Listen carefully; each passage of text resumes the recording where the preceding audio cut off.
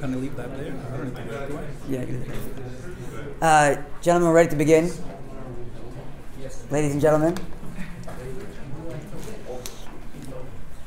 Just two quick things before we start. First of all, take time over the next few days to think about who you'd like to give matzahs to. As part of the L'chaim project, give matzahs to friends and neighbors. So if you have, you can pick up tonight. Number one. Number two, Mechiras Chametz, reminded to sell your chametz. We have papers here to sell your chametz.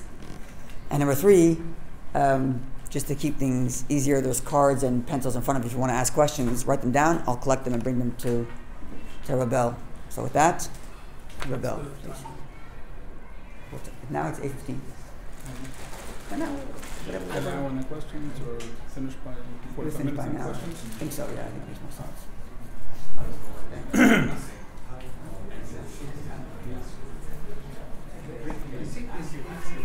Okay, good evening, everybody.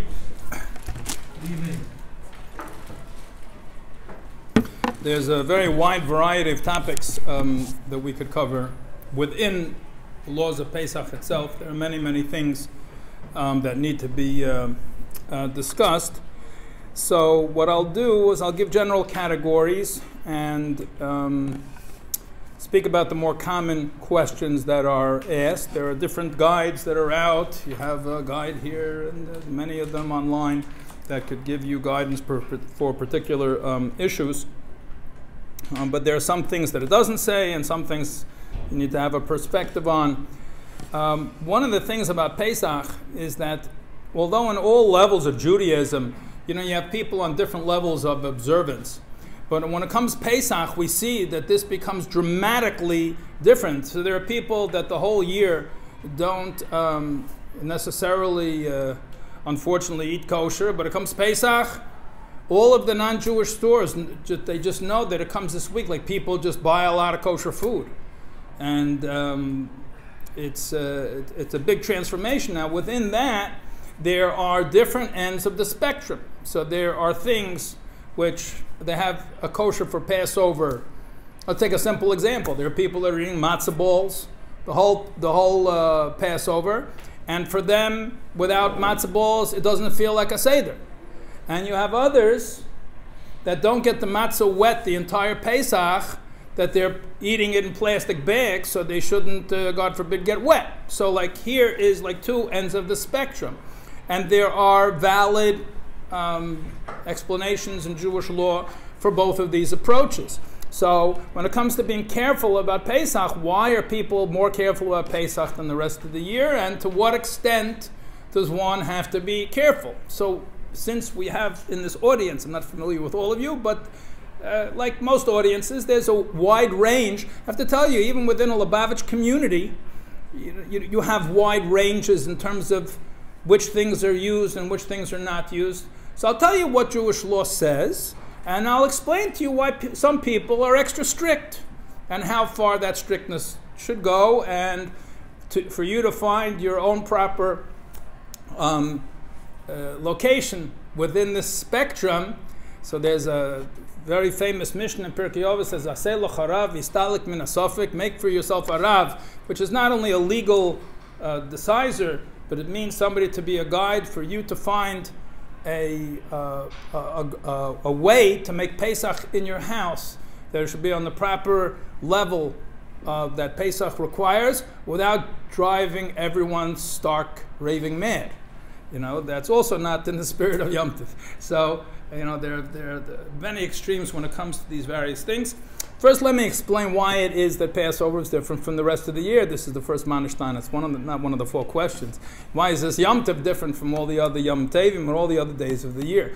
I'm sure you're familiar that if a drop of milk falls by mistake into the cholent, if it's a very small amount and it wouldn't be noticed there, in general, the measurement is 1/60th, then the mixture is deemed kosher. That idea of something being nullified does not exist with chametz on Passover. So that's one stringency. Another stringency is not only you're not allowed to eat it, you're not allowed to have benefit from it. Okay, that's also like milk and meat. But here you're not even allowed to have benefit from it shalei darach in the unusual way of having benefit. Not only can't have benefit from it, You can't even own it not to have any benefit from it. And that's also biblical prohibition. 2 biblical prohibitions. So we don't really have anything in the entire Torah that's so strict about this. Eating things, eating a piece of pork is a prohibition according to the Torah. It's non-kosher meat. Okay? But the punishment for that is like that for any other prohibition. But the prohibition for eating chametz on Pesach is kares. It's like eating on Yom Kippur. We have very, very few prohibitions in the Torah that have such a severity to them. And, the idea of being careful of even the slightest amount of chametz. Chametz is any of the 5 grains that have come in contact with water and were not made into matzah. Okay? Now, there's dust that accumulates. Where's this dust coming from? So some of it comes from skin, some of it comes from the street. There's stuff floating around over there. How are you supposed to be careful if you have mashu chametz, even a slight amount of chametz? It's something which is almost, something which is hard to imagine. I'm going to tell you soon about some things regarding parts per million, but let's get going. So we have different prohibitions, as I mentioned. You also have positive mitzvahs, that you have to have a seder and tell the story of the Jewish people coming out of Egypt. We have the central commandment, which, as Rabbi Nu mentioned before, of eating matzah on Pesach and helping other Jews eat matzah on Pesach. And this is something that, even both according to the halachic dimension and especially in the mystical dimension, that it's something which has a very, very powerful effect on the soul, as it says in the Zohar and many mystical works. So it's something which is very crucial, that everything that's brought into the house should be kosher Pesach and of the highest standard. There is a special quality to the hand-baked matzah, shmura matzah, the round ones. But it should be mentioned that any time, even matzah, you have to make sure it's kosher Pesach. People go into the store and they see that there's matzah being sold, and somebody put it on the shelf, but there's nothing less kosher for Passover than matzah that's not kosher for Passover. Because if you get jam that's not kosher for Passover, it's still jam. There's not bread in the jam. Whereas if you made matzah for matzah and it was not kosher for Passover, it's almost certainly chametz. The place that has most chametz, just about more than any other place than a bread factory, is the floor of a matzah bakery, the hand-baked matzah, because the dough falls on the floor and turns into chametz. So all of these things, you have to be careful, because the people stocking the shelves, they don't look to see.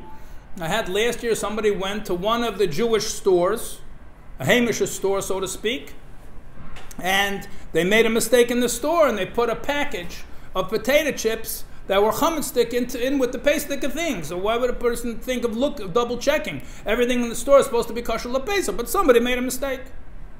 So it's very important to check the packaging. People are not aware of this, that you have to check every single thing, regardless of where you bought it, to make sure it's kosher Pesach. Now, there are many people, especially in the Chabad community, that either eliminate processed foods altogether or minimize them. Now, unless you're baking your own matzah, so that's something which is already produced, okay? You're making your own wine, okay, so you have to buy the wine.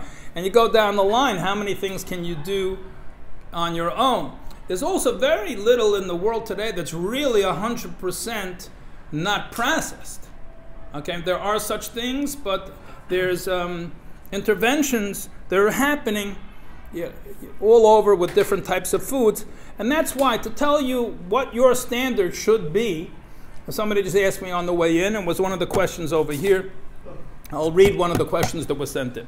As we are following Chabad customs for Pesach and using oil, can we go with the OU statement that claims that all extra virgin olive oil do not require Passover certification as long as it has an OU? For example, so it has a certain brand, can we use it for Pesach, or do we need to use the quote-unquote holy hachsherim that are 5 times the amount?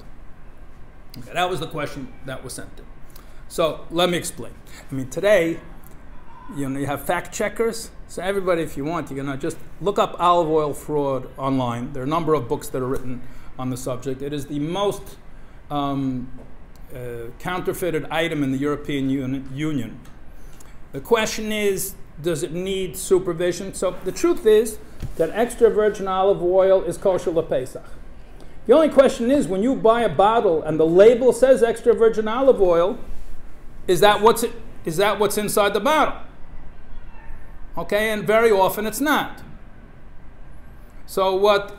Again, I don't want to quote. I know it's meant over here by Holei Chashedim. If you want to ask me, I can tell you ones that I know where they have hashgacha tmidis, meaning that there's a mashgiach there who's there at every step of the way from the time that it was made in the plant, when it was crushed and the extra virgin olive oil was extracted from the olives and then put into containers, and then it's sealed and it cannot be opened up in the other place. It's going through a number of hands before it gets into that final bottle.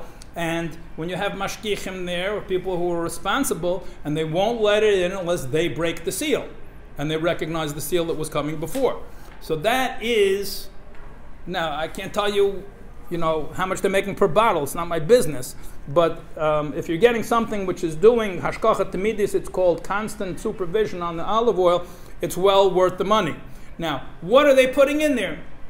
So the fact is, you can't really make oil. I mean, you could, but it's not commercially done really to make oil out of chametz. Most of the oil, however, is kitnias. So we have kitnias are things like corn and soy, canola, which are all the common oils. All Ashkenazi communities don't use them nor their oil. In Sephardic communities, some do, some don't. There are different customs among different Sephardic communities. And there have been many cases when they have been cut not only with inferior types of olive oil, but also other types of oil. There was one case where there was a whole huge shipment. It was 85% soybean oil. So do you have to worry about that? So halachically speaking, you don't. And that's why many of the conscious organizations will say that you can get it without supervision. The COR says in their book it has to have supervision. Okay, but it's just a matter of time. Everybody's getting it. There's no new market. The mafia is very, very involved in the oil industry in Italy, because they discovered they can make more money there than they can on illegal drugs. It's a very, very lucrative business. And you have this issue of food fraud. I just finished now. I gave a course on Chabad.org, an online course. I see you're recording me here too. But and I spoke with people about food fraud. And just this week, I had another example. Just I'll tell you something about Chabad customs. It says that the real ingredients that was passed down for chareses that you use for the Seder, there's apples. There's a sign for it, chareshes even for chareshes eitz. The word, it's in Chumash. Chareshes sounds like chareses. Anyway, even is olive-based nun. So apple, bar, and nis. Apples, pears, and nuts, and walnuts. What's eitz is ayin tzaddik. Ingbar and simber is ginger and cinnamon. So those were the 5 ingredients. It says in the book of Chabad Customs that for many years they stopped using cinnamon and ginger because of the concern maybe there's some chametz inside. Now, is the chametz mixed into the cinnamon and ginger? So the fact is that spices are known in the industry and in the people that deal with food fraud that it's one of the most adulterated foods around, because the spices are very expensive and you can mix some stuff in there as fillers, and frequently it's not a kashrus problem. When you buy oregano and it's got a high percentage of like just some bush over there, they break off the leaves and it has nothing to do with oregano, but there's no more of a problem with those bushes than there are with the oregano leaves. Okay, but when they're cutting the spices with wheat bran or barley powder, so that makes a big problem. So if you want to find out yourself, just see. Imagine you're someone, God forbid you have celiac or something where you're very, very sensitive to gluten, and see see what kind of spices you can get. If you have a very, very low tolerance, so I get alerts for these things. So just last week in Pakistan, they discovered wheat bran was showing up in a lot of the spices. Okay, they were cutting the spices with wheat bran, and it was colored the same color whatever spice it was. So what did they do? So they went back and they raided the places where they manufactured the wheat bran. So they just seized last week it was just in one city in Pakistan, 1,000 kilo of dyed wheat bran. They dyed it. It was made to order to go and mix into whatever spice they wanted it to look at. Anyway, do you have to worry about that? Of According to Jewish law, no. The majority of the spices in the world do not contain chametz, and you don't need to worry about it. But for the people that don't eat produced foods and sometimes feel silly, it says Kosher Pesach on the label. Why am I doing this? Well, there's very good reasons for doing it. Now, is that required? No, it's not required. Is there a logic in doing it? Yes, there's a logic in doing it. The Arizal is famous for saying if a person is careful even about a minute amount of chametz on Pesach, he's saved from transgression the whole year. So that's a very, very, very big thing. So certainly, what kind of food that you buy. If you're a person that's peeling your potatoes, many people, they peel all their food. They peel all of their produce. What's going on outside? The potatoes, I don't think potatoes are commonly coated with things, but many other vegetables are. And what are they coated with? Your guess is as good as mine. It's very, very loosely regulated, and it's very, very hard to tell. Now, does that mean you have to peel your potatoes? No, you don't have. According to Jewish law, you don't need to peel your potatoes. But for the people that do, if they would ask me, should they better take something that has spices in it or something that would not peel the potatoes, I'd say leave the potatoes alone and chuck the other stuff. But anyway, people have their own customs. There are people that won't use oil at all. They'll take chicken fat and they'll melt the chicken fat and use schmaltz. The other people, they don't want to do that because maybe some of the chicken feet got mixed into the schmaltz. So it's very, very difficult to find the proper path. Asay l'charav, get yourself an advisor. And let me just mention the rest of the food items I wanted to talk about. So the matzah, maror, is something which is needed also for the Seder. So maror, you can use various things. If you're using romaine lettuce, which is halachically the preferable thing to use, then you have to know how to check it for insects. There are green aphids, which are the same color as the leaf. And if you've never seen them before, I would not advise you to use romaine lettuce, because that means you don't know how to find them if you don't know what they look like. It's much easier to check with backlight, but that's not something I can speak about over here.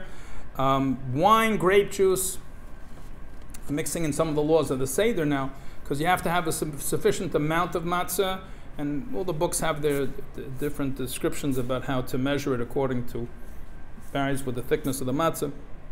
Wine and grape juice, so you have to have 4 cups by the Seder. If you only can drink 3 of the 4 cups and it gets the last cup, like you just had it, and you can't drink anything for the 4 cups, it's not like getting 75 on an exam. You understand? It's like it's more like getting like a 90 on a phone number. So you get 9 out of 10 numbers, like it's good on an exam, but not with a phone number. So you need all 4 cups, but you don't have to drink big cups. You don't even need, although it's best to drink the full cup, you don't need to drink the full cup. The cup has to hold at least 86 milliliters, and you have to drink at least half of it. Okay? If it's too strong, you can dilute. You can use wine. You can use grape juice. So, in many cases, you can dilute it with water. There's a whole description over here in the Passover guide, and there's a whole section there written for people that have diabetes and have to very closely control what they eat. And for a person that can't get down to 4 cups just because they can't do it, the same things apply. So any questions on food? Yes? Just back to the oil. So at the end, the OU one that they're talking about in Costco, it's not... Halachically, it's fine.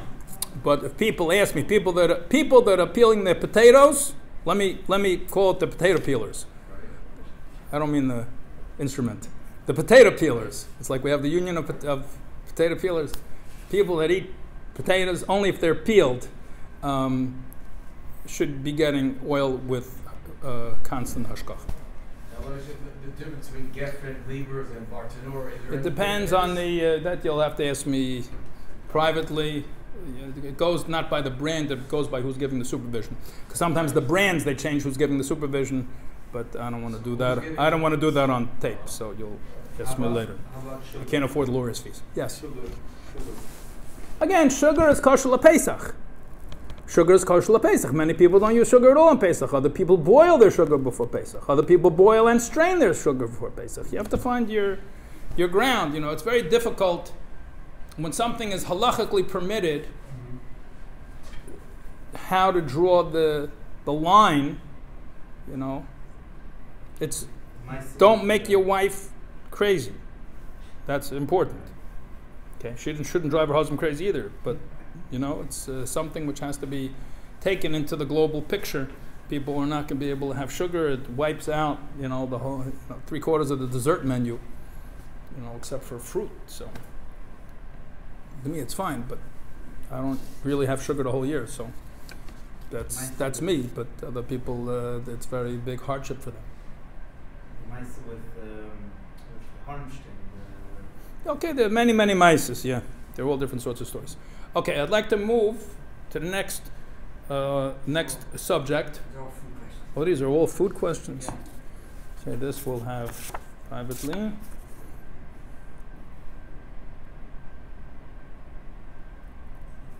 Yes, ask me afterwards. Okay, this is a very global question. The other two are more private questions. This is a very global question. The question was asked about kitnius, things like soy and rice and things of this nature. So there was actually a question that was sent in before, but I really have to speak to the person privately, because you have a father that it has this custom and the mother has this custom, and it becomes dependent on a number of individual cases. Let's just get the general picture. So there are communities, all the Ashkenazi communities and some of the Sephardic communities who do not have kitnius on Pesach. Some of the Moroccan communities, they will have fresh kitnius, like green beans. Many of the Moroccans will have fresh green beans, but will not have processed or dried kitnius.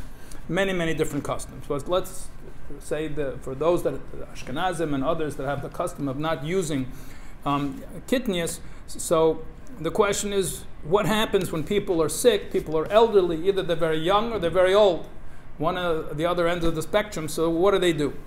So the law is a person that's sick or a person that doesn't have anything else to eat is allowed to eat kitnius. So if you have a baby that's on formula, and there are some formulas which are totally kosher Pesach and don't have any soy or rice or anything like that, and that's of course okay. But what happens if the baby won't tolerate them or whatever the case is, and they have to have kitnius formula? So obviously you give the baby kitnius on Pesach. However, it should be prepared in separate utensils. It should be washed separately, washed in the bathroom or whatever, not with the rest of the Pesach things.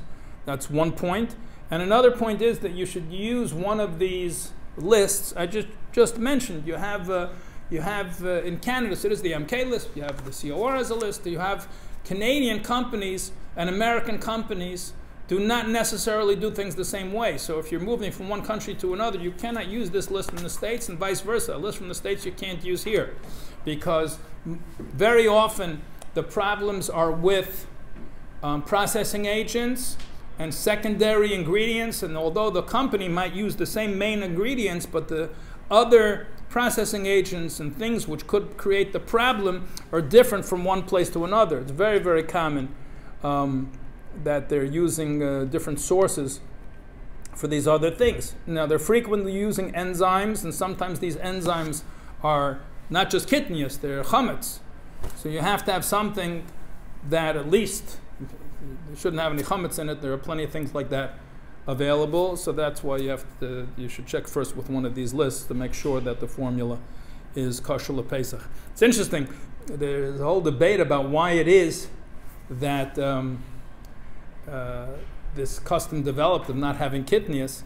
So one of the reasons is that the people would make cereal out of, let's say, ground grain, like cream of wheat or something like this, and they would make the same thing out of rice.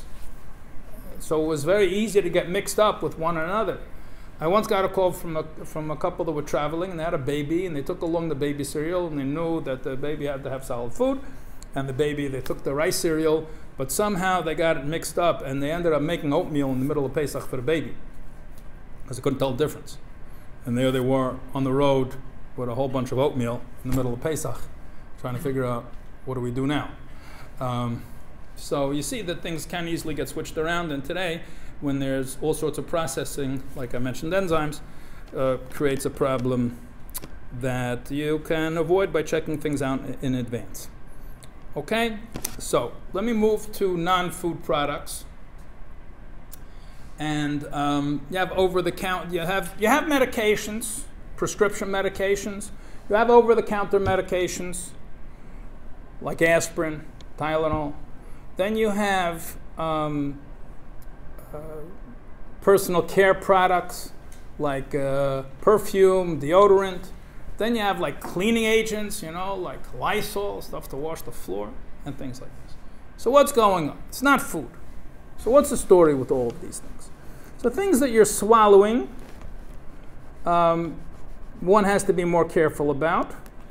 Although medications, it's been many years that the kashrus organizations have not given out lists regarding prescription medication. It's almost always that the active ingredients in the medications are not a Passover problem. It's the fillers and the binders and these other things that create the Passover problem. But when it comes to pills and things of this nature, wheat starch is not so commonly used today. It's either cornstarch or talc. And even if it's cornstarch in the pill form for a sick person who has to take their medication, it's not a problem. It's not a problem at all. And there were people that wanted to be extra careful on Pesach and stop taking their medication, and that was didn't end up well for those people. So the kashrus agency said it's much too dangerous to put out these lists, and people think that they're going to stop taking the blood pressure medication or something of that sort.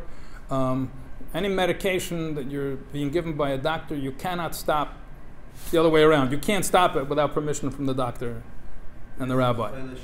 So it depends, what it is. It used to be syrups, for example. Liquid medication are frequently made with glycerin, with alcohol, and things of this nature. So it's better to get a pill as a replacement for that. Although today, the vast majority of the ethanol, there are three types of there are more, but the basic ones they speak about are the ethyl, methyl, and isopropyl. And methyl and isopropyl are both kosher for Passover. It's only ethyl which is not. Okay, but if you had to stop using ethanol, I don't know where you're going to gas up your car, because you got 10% ethanol there. But in any case, that's made out of corn, although legally they can make it out of wheat, but they don't, as far as we know. And most of the ethanol in the United States, the vast majority, is also being made out of corn. And although you can't eat corn on Passover, but you're allowed to use it, you're not allowed to have benefit from the 5 grains, but you can get benefit from kitnius. So it used to be, for example, when people were lighting candles, they would use, let's say, corn oil to light their candles. And it says explicitly in the Code of Jewish Law that there's no problem lighting your candles with corn oil in the middle of Passover, and you can put it on your table, and you don't even have to worry it's going to drip in the food. Okay, so you're allowed to use it. But nevertheless, it's preferable to have a pill form if you can get the same thing. But it depends.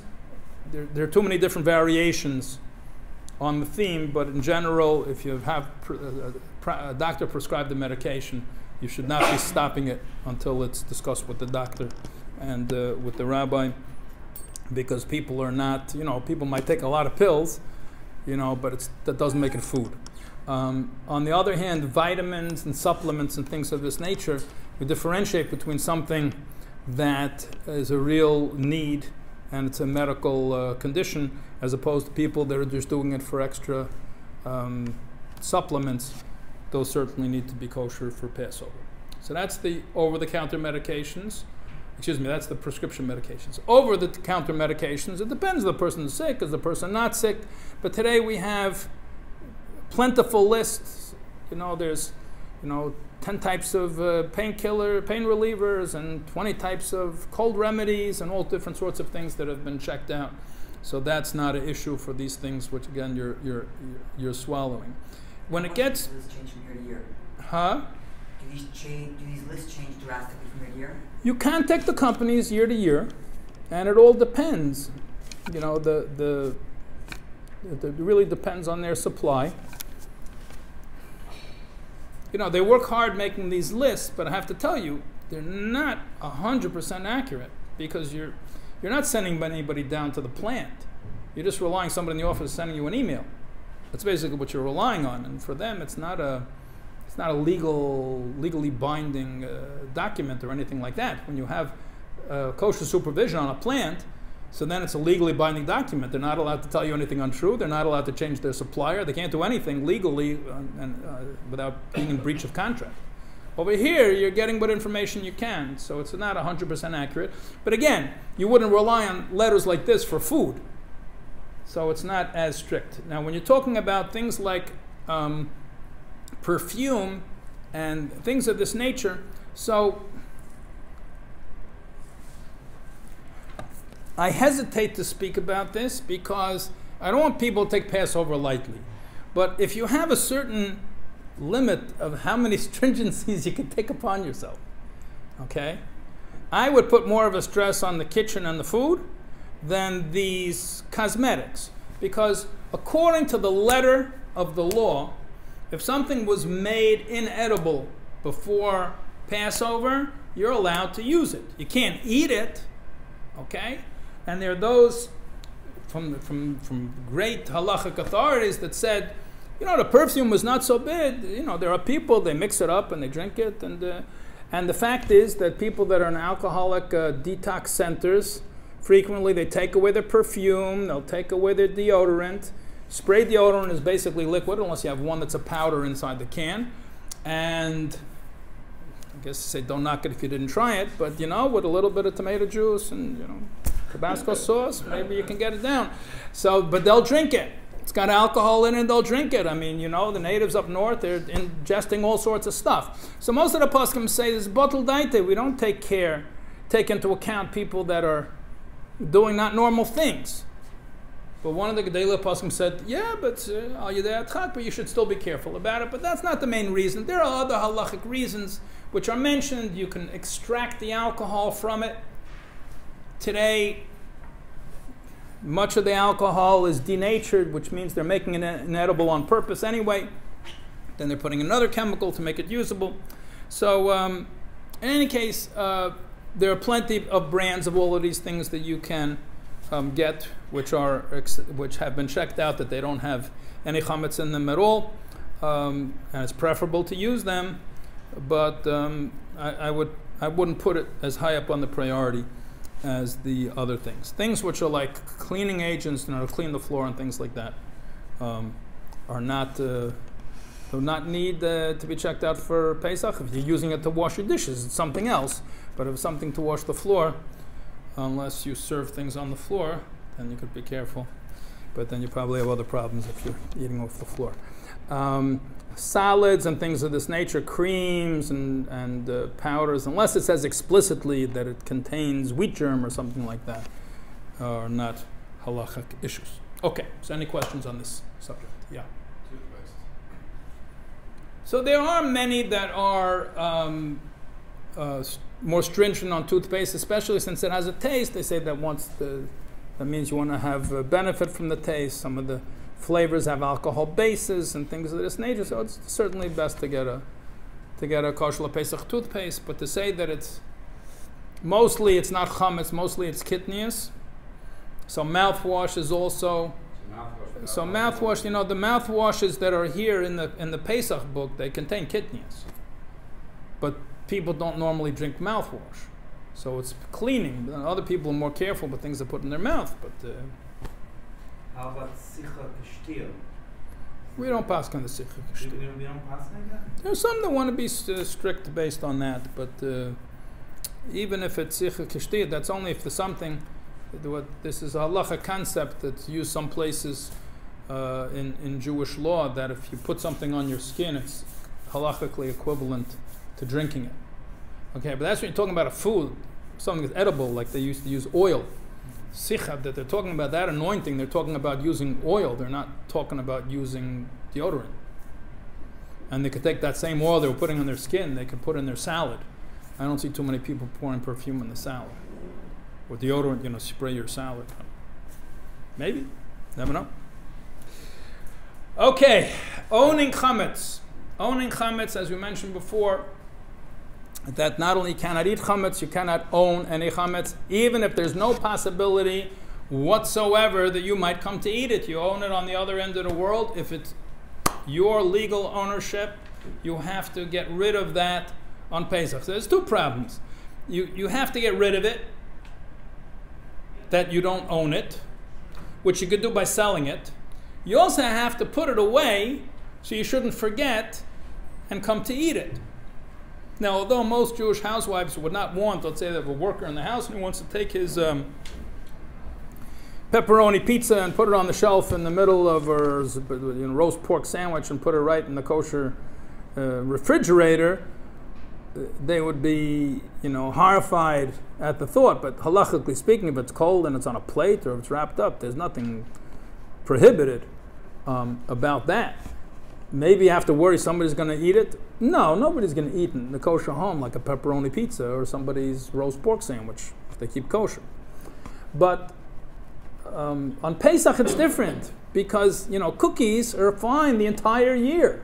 A piece of Lakshan kugel, a noodle kugel is fine the whole year. And then, you're looking for something to eat in the middle of the night, walking around, there's a cookie. So cookies are not kosher, they're kosher the whole year. And if it's out, a person might forget momentarily it's Pesach and come to eat it, so the chametz has to be away even if it's sold. So in the Talmudic days, and from most of Jewish history until recently, which is the last couple of hundred years, in Jewish chronology, that's called recently. To be called a Jewish historical site, if you're not in four figures, if you don't qualify over here, it's 80 years old, it's already ancient. But this whole procedure of selling chametz the way we do today is, 200 years old, maybe a little more. There was some precursors to it a little before that. In any case, people would just get rid of all of their bread and spaghetti and all of these things. And that became more difficult as Jews got more into the food business and things of this nature. So it developed a very common practice, as it's done today, to sell the chametz. Now, it's a complex process, this transaction. And there's a lot to be said about it, but I'll just give you the basic point. When you sell something to someone, if I have a pen, I do have a pen. If I want to sell you this pen, so two things are going to happen. You're going to give me money, and the value of the pen, and I'm going to give you the pen. That's called a sale. There's money and there's transfer of property. And the money in general is the value of the object. When we sell chametz today to the non-Jew, neither of these two things happen. Because the chametz is not going over into his possession. It's staying wherever it was before, basically. And what you're doing is you're renting out to him the place where it's sitting, but physically it's staying in the same place. And number two, he's only making a down payment on the total price. He's not paying full price for our chametz when he buys it. So he's putting a deposit, a down payment down, and he doesn't pay the full price. So it's complicated to take something which is, in essence, a very weak, very unusual form of sale in order to make it binding according to Jewish law, and that's why it has to be done through a rabbi who has training in these matters. There are those that hold that because this whole sale is somewhat questionable, that they don't want to sell real chametz at all. They'll just do it in case they forgot something or something like that, or something that, maybe there's some chametz in the perfume or something like that. But according to the Alter Rebbe, and our custom is that we sell actual chametz too, and you can rely on the validity of the sale. Why am I mentioning this to you, you might ask? Okay, so it was mentioned before about filling out these forms. And there are some people that say, okay, they'll just call up the rabbi, can you write down my address? Or I'll just do it online. Okay, so although selling something online, if you had no other choice, you'd rely on that. But you're taking already a weak sort of transaction and making it even weaker. Why is it even weaker? I mean, there's so much business that's done online. It would seem to be that that's almost the regular way of doing business today. There's much more transactions taking place online than there are with cash. So why is it that it's considered weaker? Because there's no identification. Today you go on the online, you have to prove you're not a robot. Like, who says you're a human being, B'chal? I mean, prove to me you're a human being. Now prove to me you're the same human being that signed this paper. So if you're doing a transaction, you're buying something, so then you have to prove who you are. If not, at least you have to give your bank account, your credit card, something. And there's so much identity theft and these sort of things.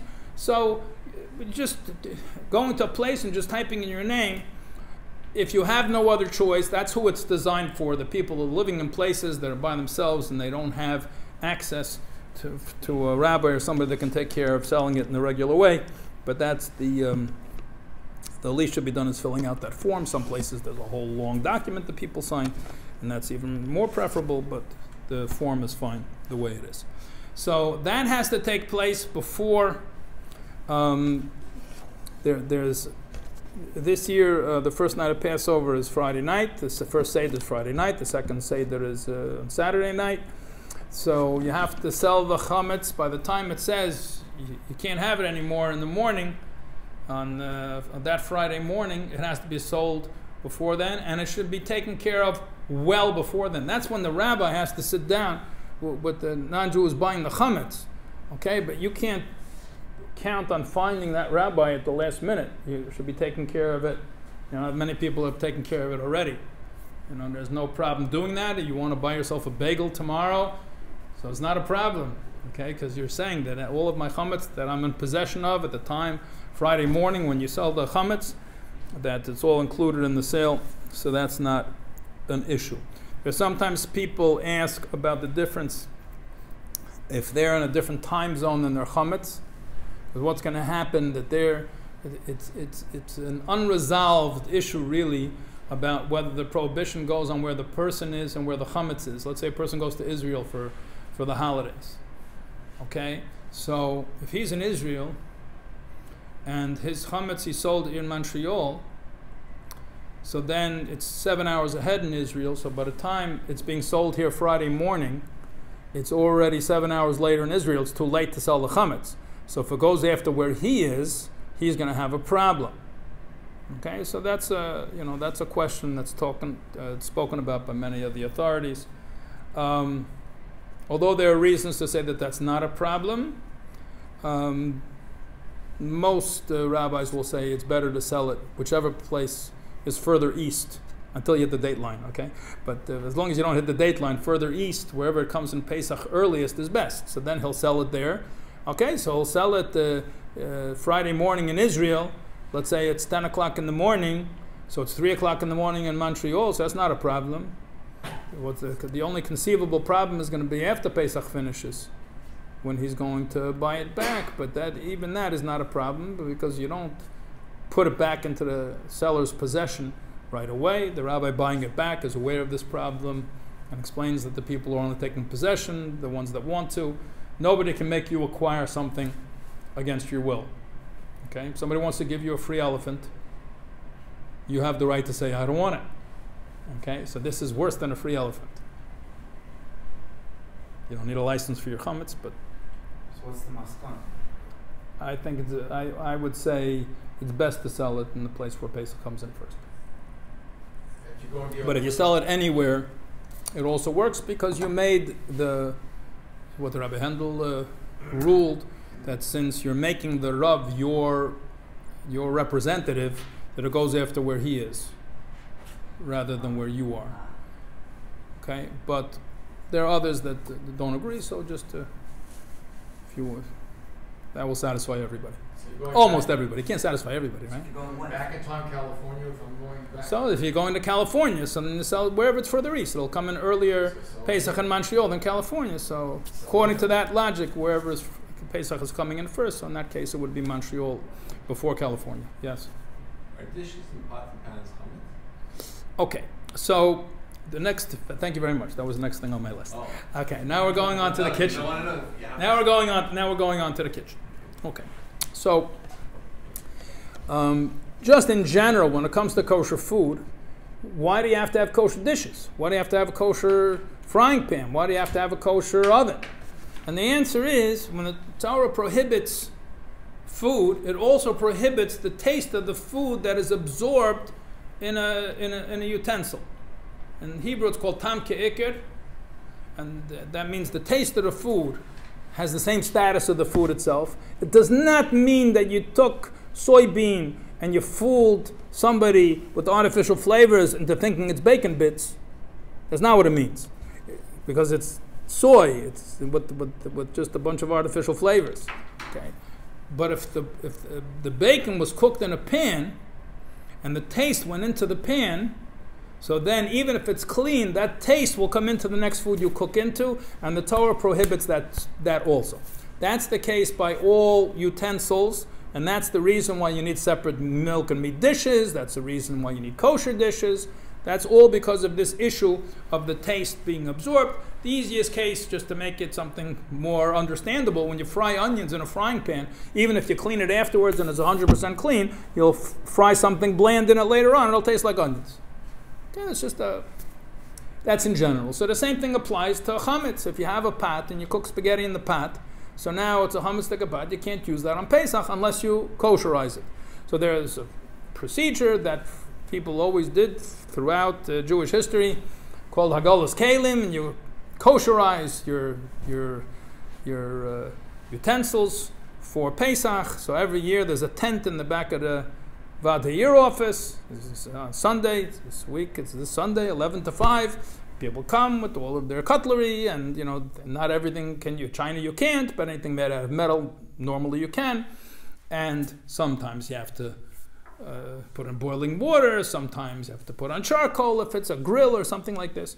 And there are ways of kosherizing it. Now, if you have kosher for Passover pots and utensils, or you decide that you're just going to use plastic forks and you're not going to kosherize your forks, just going to do it like that, so that's fine. What do you do with the non-kosher ones? So according to Jewish law, you have to put them away in a place that they cannot be accessed in the middle of Pesach. Okay, they have to be out of reach. Okay, in general, people sell them. Okay, now whether technically they're selling the pot or they're selling the chametz which is stuck to the pot, because you don't need to sell the pot. Okay, even if the pot is full of the taste of chametz, doesn't mean you have to sell the pot. You don't have to sell the pot. It's just sometimes easier to just put away with the chametz and sell the whole amount. So then there's other issues. They're brought up by some of the poskim. Every rabbi takes care of this, in a slightly different fashion. But that's the general picture. Did that answer your question, or you had a different question? If you, let's say you have no chametz in the house, meaning no alcohol, cookies, whatever, and you don't do shtar mechir, you don't need to because I have no chametz. Do I have to do it for the pots and pans? I have no chametz in the house at all except my dishes, but it's not chametz. So why do I have to do shtar mechir? Okay. First of all, who says you have to? Second of all, I don't know how, nothing personal, but how clean your pots are. Pots that are old, in general, have some food stuck to them somewhere or other. I sit over there Sundays, when they do the kashkim the kalim, and everybody has to come with all of their things completely clean, and I can't tell you what percentage I send back. Or all the rabbis sitting there, they send back because there's still food stuck somewhere where they didn't notice. It doesn't fall under for the It depends. Sometimes yes, sometimes not. Anyway, it doesn't hurt to sell it, but whether you have to sell it or not, I'm not telling you have to. The Jews went by for thousands of years without selling it, but certainly they should be put in a locked cabinet or a locked room or something like that. That's the very even if they don't need to be sold, they're 100% clean. There's no chametz stuck to them at all, and you have no chametz in your house. They still have to be locked away. Anything with the blia? Blia you don't have to sell. No, anything that's absorbed in there doesn't need to be sold. Even though the star says to sell them. It's another thing. Almost all of the except for the Alter Rebbe Shtar, Chasam Sefer, Neidib Yehuda, they don't sell the pots. Yeah. So very interesting topic, but not for now. Somebody did forget. They had no chametz, but they didn't do shtar mechir. They can still use the pots. Well, if they didn't need to do it, then they didn't really forget anything, right? That's right. But I'm saying they can use it after Pesach, no problem. Okay. One of the questions that was sent in over here, rabbis seem to love to blowtorch everything in the kitchen. I don't know which rabbi she's talking about, because there's not too much in a commercial kitchen. You can blowtorch a lot of things. Stainless steel you can blowtorch, and it's really the easiest thing. You have these commercial kitchens, big stainless steel counters. It's really very, very simple. It's the simplest thing to do. Simplest, cleanest, fastest way to do it with a torch. Doesn't make a big fuss, and everything's easy. But in a regular kitchen, there's really not too much you can, going to torch melamine. What are you gonna do? So, is there any dispensation for old countertops, old sinks, old stoves that can't take the heat? So the old countertops, unless you like to give business to the fire department, I don't know anybody that's going to take a torch to an old countertop. So what do you do? In any case, each particular, so let me explain. We have there are different categories of utensils. The short answer I'm going to give to this question is you take one of these books and it'll tell you, go through, this is what's with a sink, and this is what's with an oven, and this is what's with a stovetop, and this is what's with a gas stovetop, and this is what's an electric stovetop, so on and so forth. This is what's with a self-cleaning oven, this is what's with a non-self-cleaning oven, this is what's with a melamine counter, this is with a stainless steel counter. There are too many details to go through. But just in general, let me just explain the idea. When you have a utensil that's being used directly with food, like a pot or a frying pan or an oven or something like that, so that has to really be properly koshered, and there's no real alternative to that. You got to get the taste out of that vessel, that oven wall or that frying pan or whatever it is. If you want to use that, you have to get the taste out of it. But then we have other things like countertops, where there's no need to you can just cover the countertop. So the easiest thing to do is just to cover it. Okay, if it's something sensitive, let's say you have a dining room table. Okay, you have a fancy wood dining room table, used the whole year. You're going to move it out and bring in a Pesach dining room table? I mean, I don't know how many people have the ability to do that.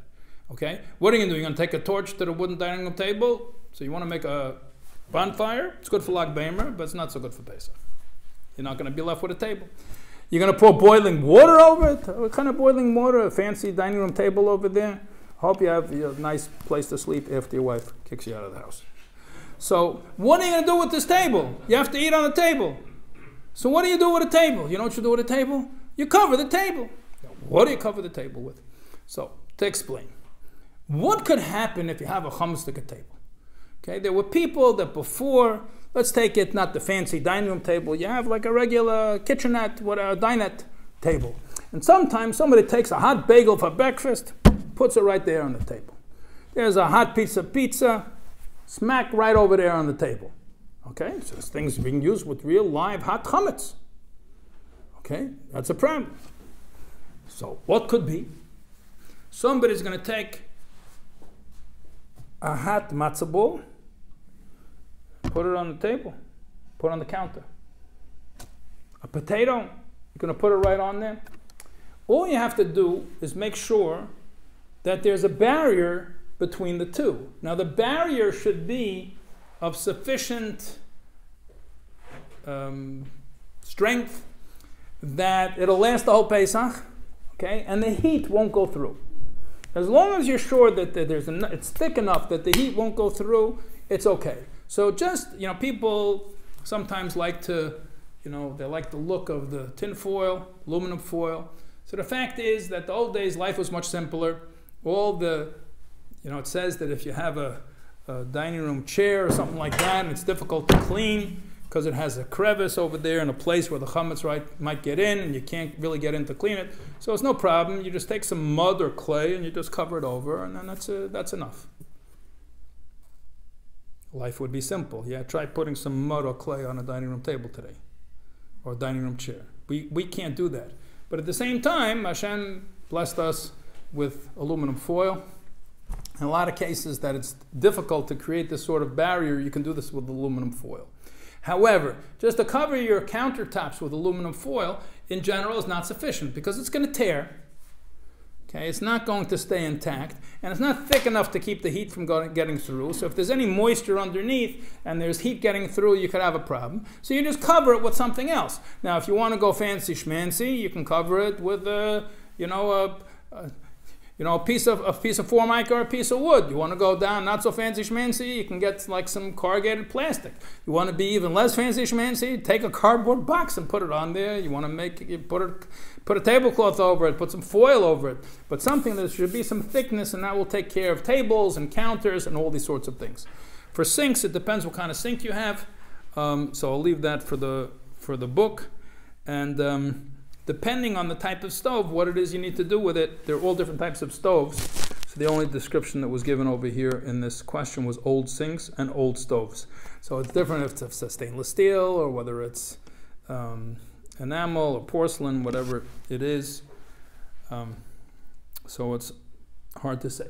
And I have another couple of minutes just mention about this question. Marble countertops? Marble, there's different types. Stone is a material which can be kashered like stainless steel. However, there's different types. There's marble, then there's marble compound, which is crushed marble, which is mixed together into something else. And it's, for the lay person, it's difficult to tell the difference between just a slab of marble, which is kasherable, and the compound, which is more complicated. Okay, so it's also sometimes difficult if you have like a countertop like this. How do you, the front of it, how do you kasher? So it's sometimes awkward to make it that you can really do the whole surface. Somebody's going to come there with a hot kugel, and if this would be the countertop, you're going to come with your tray of kugel and hit here. It's going to hit here. How do you kosherize that? It's very difficult to do that with boiling water. Throw water on the side. It's quite awkward. Best to cover it. It's the best thing to do. Okay, I'll just mention a few things about the. Every year comes a bit different, although this year was like last year, that Pesach falls out on Friday night, so it creates a number of unique situations. So first of all, there's certain things that you're allowed to do on Yom Tov, you're not allowed to do on the Sabbath. So mixing up the chareses, so when you have the fruit together with the wine mixed into it, so that should be done before Shabbos. That could be done on Yom Tov, but it cannot be done on Shabbos. If you forgot to do it, creates a whole complicated situation how you should do it. The salt water should be made before Shabbos as well. Obviously, lighting the candles and setting up like a regular Shabbos, that all has to be done beforehand. Okay, so everybody should have a kosher Freilich and Pesach, and we should all come out, and this is all the preparation, all of these physical halachic preparations is to help prepare us spiritually to be truly spiritually free, and that will happen just like we had this transformation in the days we came out of Egypt and we got transformed from a nation of slaves to a nation of free peoples. There will be even more of a transformation with the coming Mashiach. We should celebrate it together in the Beis HaMikdash. Thank you very much.